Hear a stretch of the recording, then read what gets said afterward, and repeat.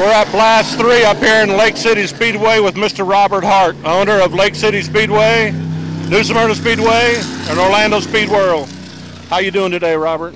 Well, this is a great day here, and like I said, this is the first one I've made it to. But like I said, I think it's a great for all these drivers to get together. And in fact, I even contacted some people that are not here by phone to talk to some of the guys that are here now, like Will Cagle, and he talked to Bugsy Stevens, and we was trying to get a hold of Bill Slater, and and just have a good time. Robert, we appreciate you allowing this to happen. This is a good deal. I've been a part of all three blasts, and I can tell you that those of us that used to participate in this game really appreciate the opportunity. Well, like I said, Joyce, who put this thing on, is a secretary here for me, and she really puts her heart and soul into this. I haven't helped her at all because I got plenty of problems of my own with these racetracks. But like I told her last night, I said, Joyce, I said, you're just like a promoter. Last night you thought it might be raining out and probably cost you a lot of money, and then the good Lord smiled on you, and sometimes we get stuff that we that we need to have, somebody needs to pull a rabbit out of the hat, and this is a rabbit out of the hat with this blue sky and sunshine.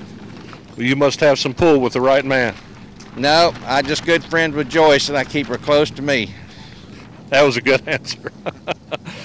Robert, what have you seen in the past year or two changes that has really influenced the ability to run a successful racetrack, or the inability to run a successful racetrack? What changes have you seen recently, and what do you hope for in the future?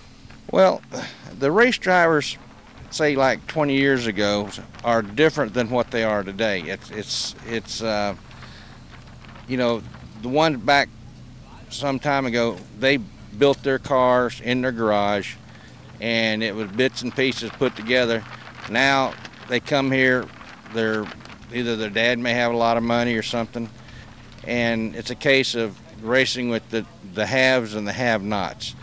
And the racers nowadays don't seem to realize what hardships they went through a number of years ago. And back in those days, those people came out of the woodwork. And now it's kind of like, oh, maybe I'll race this week, or I'm gonna go do something else, because now you got Disney World and you got all these other things, well, down in my part of the country. So I'm fighting with the big shots to try to get that dollar come to the racetrack. And like I told somebody today, I generally buy the most expensive ticket that night, because if I don't get the money to pay out, I can't back up. I gotta keep, find some money somewhere, and it's been getting tougher this year. What would you recommend to a young man or lady that wants to get into the racing business in terms of a stock car, in terms of a level entry, starting entry class, that sort of thing? What would you recommend to that person?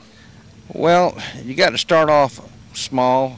A lot of these, I've have kids that are at my racetrack, that their father brings them to Orlando to test and get experience, and want to start out in the super late models.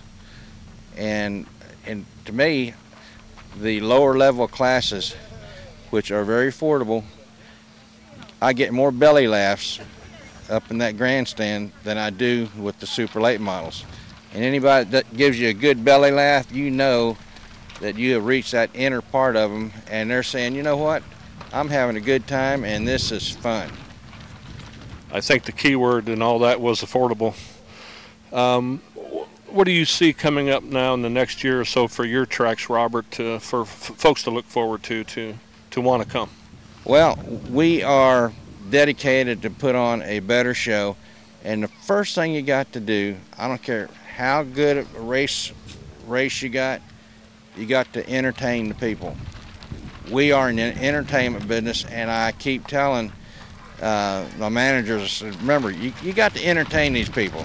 They like racing, But you'll get a lot of people that don't care anything about racing and sit down and get a good belly laugh, and it's something that they're here because they don't know the racers anyway. It's kind of like going to a dog race.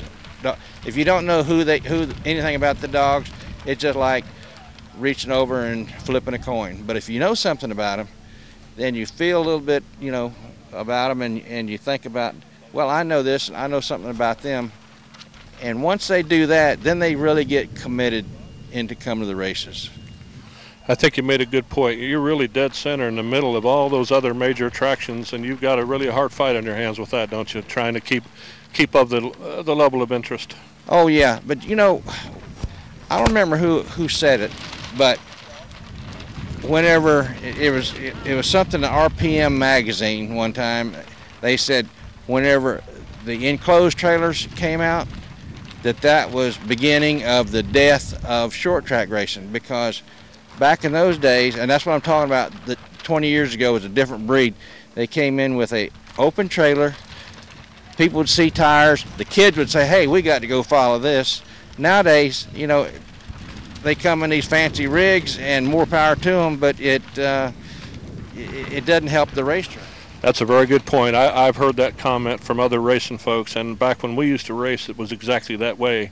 Whether it was Smyrna, Sunshine, Golden Gate, when you arrived in those pits, there wasn't everybody that was there was in an open trailer, and you knew who was there that night, didn't you? Oh yeah, and then see that way. Now you don't hear about the stories of them guys not tying the car down good on the trailer and take off, and it rolls off down the street. And this is part of advertising.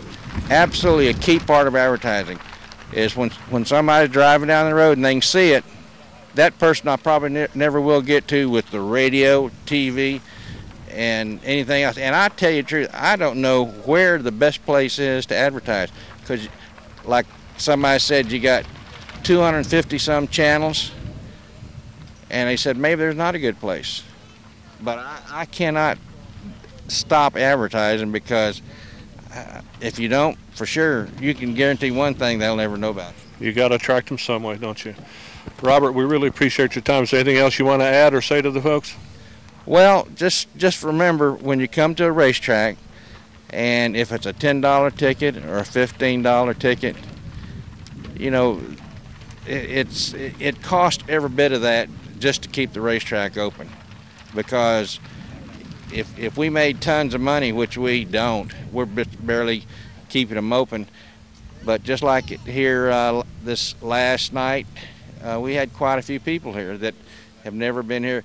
And the thing about it is, you got to get them back for the second time. And the key to that is a good belly laugh when they know that. Just like that's why I even put on spectator races. People love to see people make an ass of themselves, including their family, friends. And anyway, that's like a fella said one time. He says, the 11th commandment is, thou shalt entertain the people, period.